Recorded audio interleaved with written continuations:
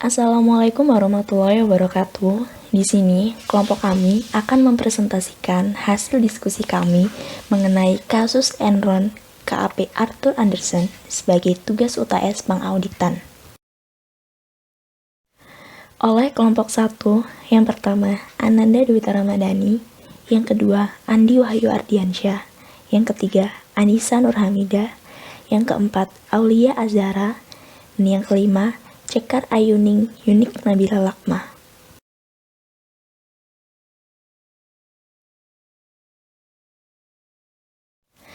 Hal-hal yang akan dibahas oleh kelompok kami adalah yang pertama, jelaskan mengenai kronologi kasus yang terjadi. Yang kedua, jelaskan mengenai peranan manajemen perusahaan di dalam kasus tersebut. Yang ketiga, jelaskan mengenai peranan auditor di dalam kasus tersebut.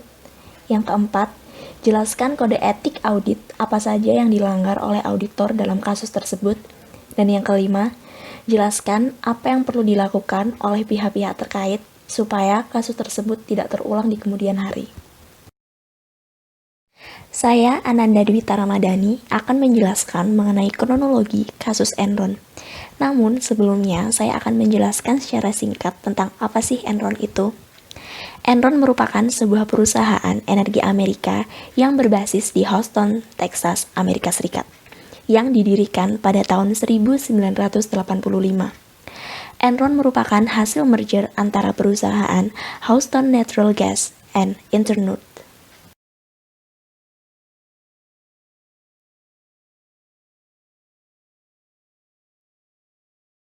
Kronologi kasus Enron dimulai pada awal tahun 2001, di mana partner KAP Andersen melakukan evaluasi terhadap kemungkinan untuk mempertahankan atau melepaskan Enron sebagai klien perusahaan.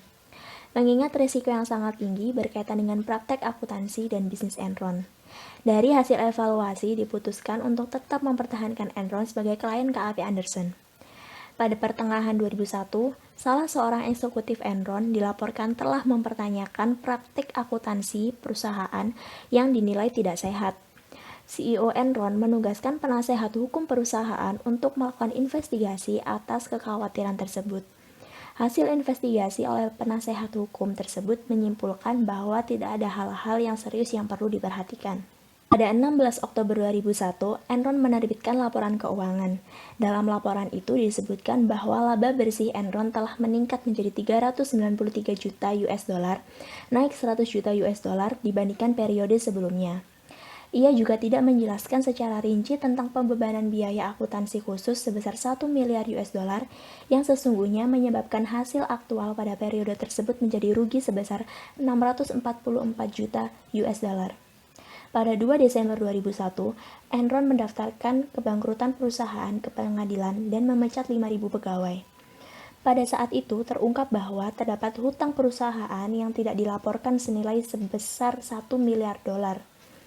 Dengan pengungkapan ini, nilai investasi dan laba yang ditahan berkurang dalam jumlah yang sama. Juni 2002, KAP Andersen diberhentikan sebagai auditor Enron. Sementara KAP Andersen menyatakan bahwa penugasan audit oleh Enron telah berakhir pada saat Enron mengajukan proses kebangkrutan pada 2 Desember 2001. Pada 4 Februari 2002, Mr. Lay mengundurkan diri dari Dewan Direktur Perusahaan, akan tetapi masih dipertahankan posisinya di Dewan Direktur Perusahaan.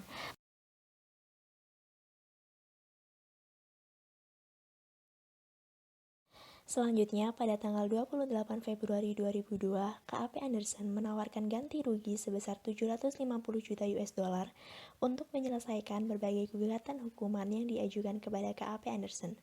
Pemerintah Amerika Serikat melarang Enron dan KAP Andersen untuk melakukan kontrak pekerjaan dengan lembaga pemerintahan di Amerika.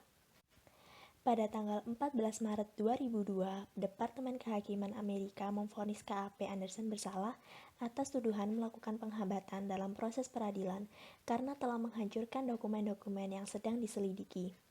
KAP Andersen terus menerima konsekuensi negatif dari kasus Enron berupa kehilangan klien dan pengungkapan yang mengingat mengenai keterlibatan pegawai KAP Andersen dalam kasus Enron.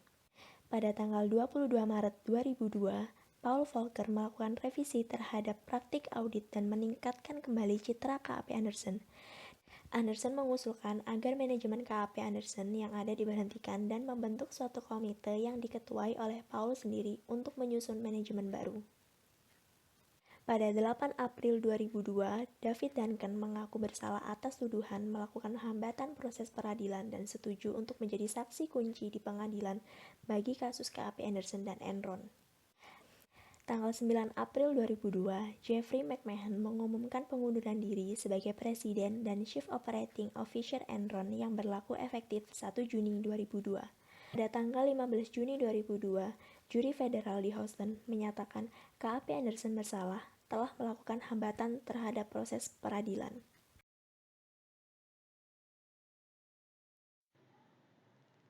Peranan manajemen perusahaan.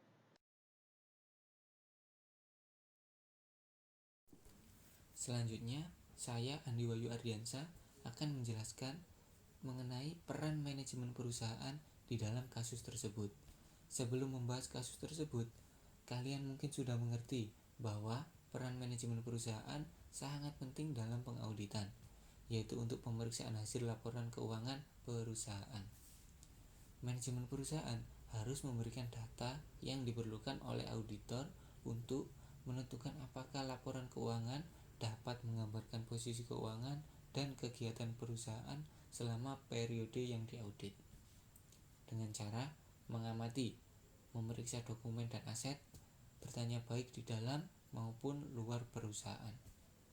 Namun, jika perusahaan bersekongkol dengan pengaudit dan memberikan data yang bukan sebenarnya atau memanipulasi data, maka itu merupakan tindakan kecurangan yang tidak dibenarkan dalam laporan keuangan, sama seperti kasus Enron dan KAP Arthur Andersen. Mereka bekerja sama dalam memanipulasi data tersebut. Dalam kasus Enron, diketahui terjadinya perilaku moral hazard, di antaranya memanipulasi laporan keuangan dengan mencatat keuntungan sebesar $600 juta padahal perusahaan mengalami kerugian.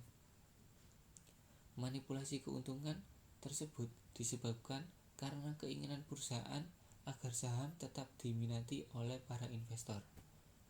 Kecurangan dalam kasus ini sangat mudah dilakukan antara dua belah pihak tersebut, karena mantan kepala internal audit perusahaan Enron adalah partner dari KAP Arthur Andersen.